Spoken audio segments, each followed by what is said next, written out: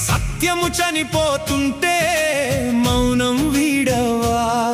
ఆనాటి ఆదిమ వెలుగును మళ్ళీ తేవడానికి ఆత్మీయ సంస్కరణకు కరచాలనం చేయవా? లేవండి సోదరులారా, మేల్కొనండి విశ్వాసులారా, సంఘములో సాగుతున్న అక్రమాలను కడతేర్చండి. ఆనాటి ఆదిమ సంఘపు ఆత్మను మళ్ళీ నింపండి. నింపండి.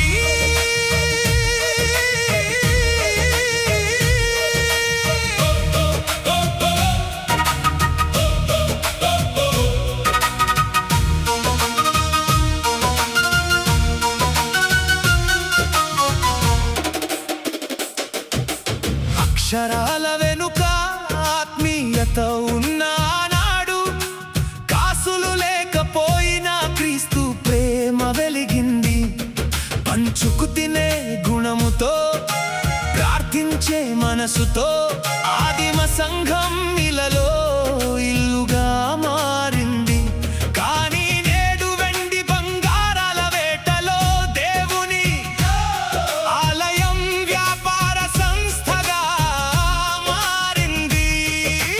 పదవుల కోసం, పీఠాల కోసం, దశమ భాగాల దోపిడి కోసం అధికార దాహం పెరిగింది. ఆదివారం ఆరాధనలో చేతులెత్తి హల్లెలూయా అనే పెదవుల వెనుక మోసం దాగుంది. దేవుని సంఘాన్ని నడిపే శక్తిగా మేమే ఉన్నామనే అహంకారం హద్దులు దాటుతోంది. హిసాబు లేని ధనముతో, జవాబుదారీతనం లేని గుణముతో విశ్వాసం మంటగలుస్తోంది. ఎవరు ఎవరిని పెళ్లి చేసుకున్నారో, ఏ బంధం ఎటు సాగుతోందో తెలియని గందరగోళం. సంఘ పెద్దల ఇళ్లలోనే సత్యం సమాధి అయిపోతున్న భయంకరమైన దినాలి దినం. చేతిలో పెద్ద బైబిల్ పట్టుకుని భక్తుల్లా తిరిగే వేషధారులు ఎక్కువయ్యారు. కానీ వాక్యపు సారాన్ని, క్రీస్తు త్యాగాన్ని తమ జీవితాలలోనే మరుగన పరిచారు. ఇంటిని దిద్దుకోలేని వాడు దేవుని సంఘాన్ని కాపాడగలడా అని వాక్యం చెబుతుంటే, అపవిత్రమైన హృదయాలతోనే పరిశుద్ధ స్థలాలలో పెత్తనం చెలాయిస్తున్నారు. పైకి భక్తి గల వారిలా ఉంటూ అంతరంగంలో పాపపు ఊబిలో కూరుకుపోతున్నారు.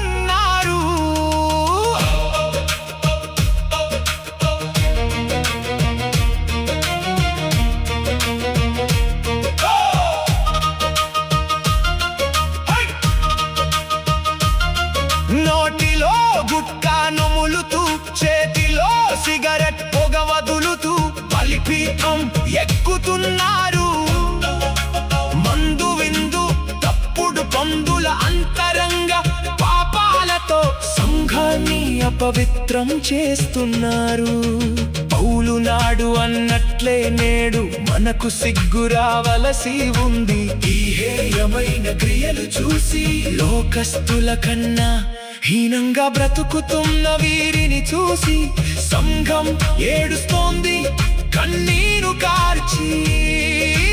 సంఘములో యోగ్యులు లేరా, నీతి మంతులు లేరా? ఉన్నా ఎందుకి మౌనం ముభావం?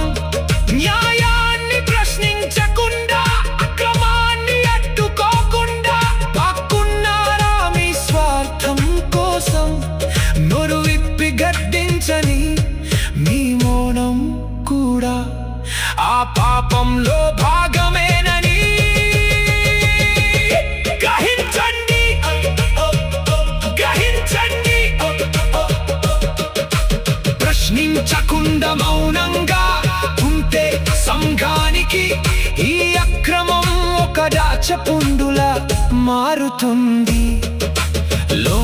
లోపలే తింటూ మొత్తం ఆత్మీయ వ్యవస్థను వినాశనం వైపు నెడుతుంది.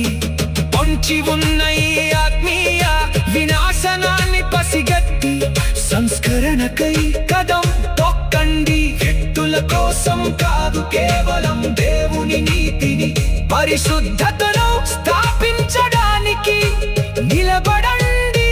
క్రీస్తు చూపిన ప్రేమను, సహోదర వాత్సల్యాన్ని సంఘములో